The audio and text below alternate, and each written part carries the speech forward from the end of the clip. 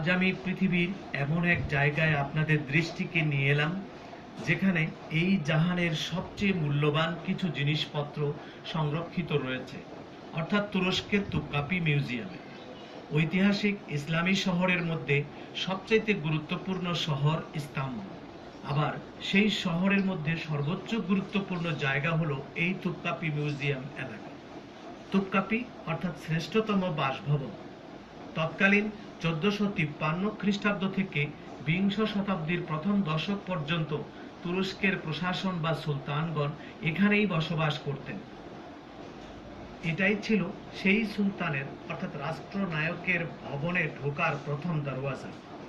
এই শাহী দরওয়াজায় সেই থেকে আজও পর্যন্ত নিরাপত্তা রক্ষীগণ এভাবেই নিরাপত্তার কাজে নিয়োজিত আছেন। এই সদর গেটের উপরে আরবি লেটারে তুর্কি ভাষায় কিছু কবিতার লাইন এবং কোরআনে পাকের আয়াত লেখা রয়েছে। দ্বাররক্ষীদের কাছে জানতে পারলাম আমাদের অনুমতিপত্র তৈরি হতে আরো কিছু সময় বিলম্ব হবে। সুপ্রিয় দর্শক বন্ধুরা,